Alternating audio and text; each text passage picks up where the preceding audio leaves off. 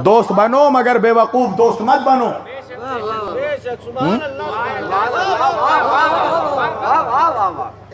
इत्तेहाद कायम करो। तुम अली से बड़ा है तू अपने आप को अली से बड़ा आलिम समझता है?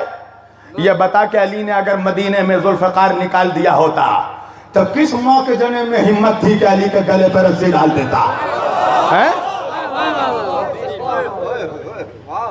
क्या सलमान और अबू ज़र को मोहब्बत नहीं थी? नहीं निकाल सकते थे तलवार? मगर हम हुक्म के बंदे हैं, याद रखना। और हुक्म हमारे ऊपर फकत इमाम वक्त का नहीं, इमाम के नायबों को भी हक है कि वो हुक्म दे सकते हैं। बहुत बड़ी बात कह रहा हूं मैं, समझो इस साजिश को। आज कहा जा रहा है गैर मासूम की तकलीफ कैसे होगी? जो चाहो गैर मासूम के खिलाफ बोल दो। ये मासूम थोड़ी थे। जरा उन नाम नेहाद आलिमों से पूछो कि क्या मुस्लिम इब्ने अकील मासूम थे? अपने वक्त में गैबत में नहीं है हुसैन, हमारे वक्त का हुसैन गैबत में है। उस वक्त का हुसैन गैबत में नहीं था, मगर अपनी मौजूदगी में मुस्लिम को अपना नायब बनाकर भेजा और साथ में खत देकर भेजा कि हुक्म मुस्लिम हुक्म हुसैन है, बैअत मुस्लिम बैअत हुसैन है। मगर बेवकूफी अपनों ने की। क्या बेवकूफी की? कहा जब हानी इब्ने उर्वा को गिरफ्तार किया गया तो जनाबे मुस्लिम ने कयाम का नारा लगाया।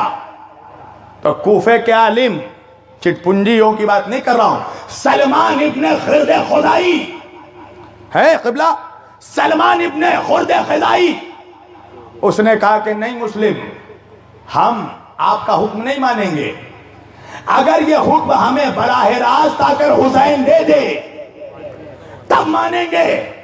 हालांकि मुस्लिम के पास मौला हुसैन का खत मौजूद कि हुक्म मुस्लिम हुक्म हुसैन, मगर फिर भी इनकार कर दिया।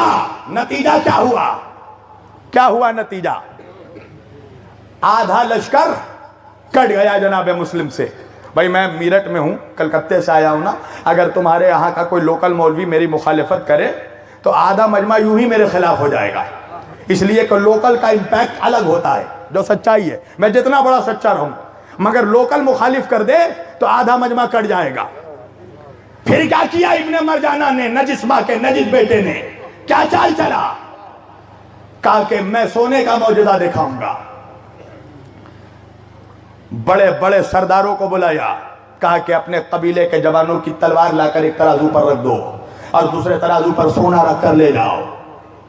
औरतों में इंतशार फैलाया कि यजीद ने शाम से एक लश्कर भेजा है जो करीब कूफे में आएगा और कूफे की हर चीज को, जानो माल को हलाल कर देगा। औरतें खौफजदा होकर निकल गई घर से। बीवी आई शौहर को ले गई, बेटी आई बाप को ले गई, मां आई बेटे को ले गई। तन्हा रह गया मुस्लिम, तन्हा रह गया।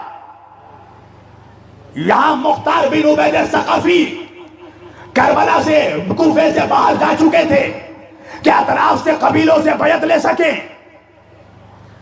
मगर जब तक लौटे मुस्लिम शहीद हो गए। मुझे इंसाफ से बताना एक चीज कि अगर सलमान इब्ने खुर्द खुदाई ने बेवकूफी ना की होती और मोमिनीन मुस्लिम का साथ दे देते तो क्या करबला का वाकया होता?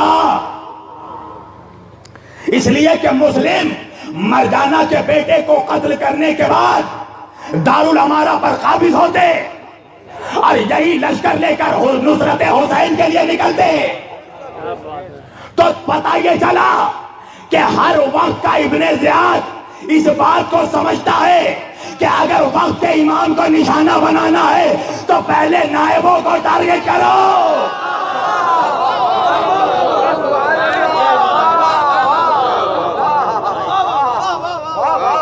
आज भी यही हो रहा है कि वक्त के इमाम को निशाना बनाने के लिए पहले तुम्हें ही तुम्हारे क़यादत के खिलाफ किया जा रहा है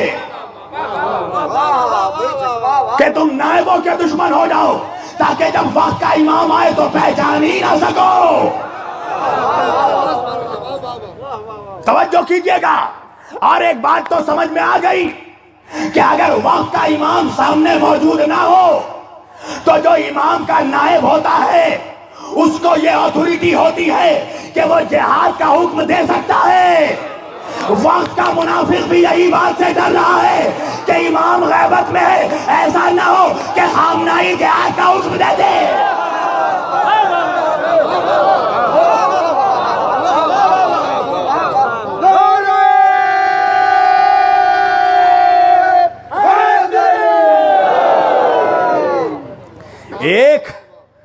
एक जिहाद कफ़ाई का सिर्फ हुक्म दिया आयतुल्लाह सिस्तानी ने, तो क्या हुआ? आज ISIS का नक्शा मिल गया है। हम लोग दावा करते हैं बैठे बैठे हम बहुत बड़े हुसैनी हैं। मौला हुसैन आ जाते करबला में तो ये कर देते वो कर देते। छोड़ो मौला हुसैन को। 1400 साल के बाद हुसैन का एक सफीर अभी आया था जिसका नाम था शेख ज़कज़की। क्या किया तुमने? तुम्हें पता ही नहीं था, तुम कहाँ ख्वाब में सोए हुए थे। तुम्हें पता ही नहीं कि वो सफीर आके रुका कहाँ, गया कब। और ऐसे ही नहीं आया, 7 बेटों का जनाजा देखकर आया था। शेख ज़कज़की से ज्यादा इस वक्त करबला से करीब कौन हो? 7 बेटों का जनाजा जिसने देखा फिर भी हुसैनियत के रास्ते से नहीं हटा। क्या कर लिया तुमने? वो आकर अपने वतन वापस चले गए, फिर से जुल्म का शिकार होने के लिए चले गए। तुम तमाशा देखते रहोगे, एक वक्त आएगा ज़कज़की को शहीद कर दिया जाएगा जैसे उनके बेटों को शहीद कर दिया गया। इस चीज़ को समझो। मेरी बात बुरी लगे मैं माफ़ी चाहता हूँ। मैं तुम सबों का नौकर हूँ। आप मौला हुसैन के अज़ादार हैं, मैं आपका नौकर, आपके बच्चों का नौकर। कहोगे तो शब्बीर वारसी तुम्हारे जूते सर में उठाकर मीरठ के बाज़ारों में घूम सकता है। नौकर हूँ आपका, मगर माफ़ी के साथ कहना चाहता हूँ कि ऐसा कुछ ना करो कि फिर से वक्त का हुसैन तन्हा रह जाए। समझो क्या वजह है, परवरदिगार क्यों नहीं भेज रहा है वक्त के हुसैन को? अल्लाह नहीं चाहता कि फिर से वक्त का हुसैन करबला में तन्हा रह जाए। बेवकूफ़ दोस्त ना बनो, दुश्मन के आलाए कार ना बनो, बेवकूफ़ी में आकर दुश्मन का साथ ना दे दो। दुश्मन चाहता है कि शियत के करीब मुसलमान ना आए, तमाम इस्लामी ममालिक को काट दिया जाए, ईरान के ख़िलाफ़ कर दिया जाए, शियत के ख़िलाफ़ कर दिया जाए। और तुम भी अगर उसी में हवा दे दोगे तो फिर तुम्हारे में और अमेरिका और इजराइल के अलाकारों में फ़र्क क्या रहेगा?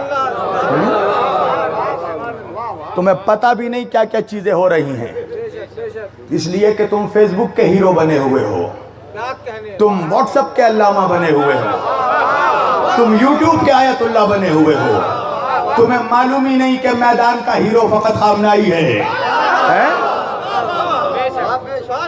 हम बैठे बैठे यहाँ करते मौला, वक्त आया तो हिमालय पहाड़ उठा लेंगे। क्या कर लेंगे?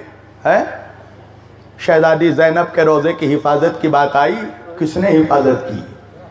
किसके हुक्म पर हिफाजत हुई है? और लोग यहाँ बैठकर बड़ी बड़ी बातें, मैं भी सुन रहा था तकरीरें।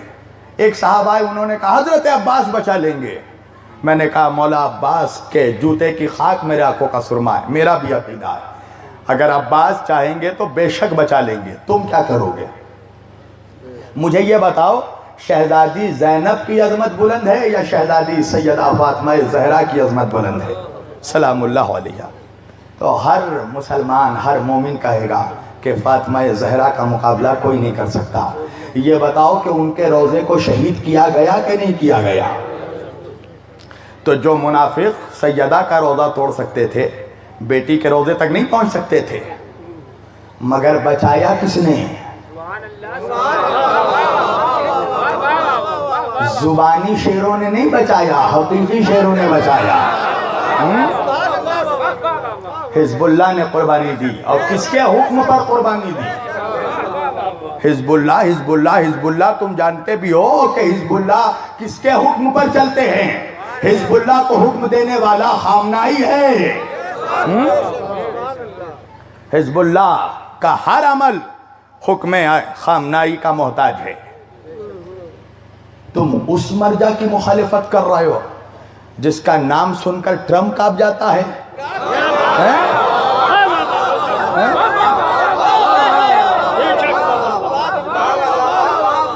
तुम्हारा और मेरा नाम सुनकर मेरठ का एमएलए नहीं कांपेगा। खामनाई का हुक्म सुनकर, उनका नाम सुनकर ट्रम्प कांप जाता है। जब उस जलील ने गुस्ताखी की ना खामनाई साहब के खिलाफ, तो अमेरिका के सेक्रेटरीट तक किसका खत पहुंचा? कासिम सुलेमानी का। और वो खत कम से कम 12 और 14 वसीलों से होकर पहुंचता था, मगर जब वो जाकर अपने डेस्क पे, अपने दफ्तर में बैठा, फाइल खोला तो देखा कासिम सुलेमानी का खत मौजूद है। अल्लाह अकबर। और खत का जुमला क्या था? कहा, खबरदार आज के बाद रहबर के खिलाफ जुबान ना खोलना, इसलिए कि ये खत जितने तुम्हारे करीब है हम भी तुम्हारे उतने करीब हैं।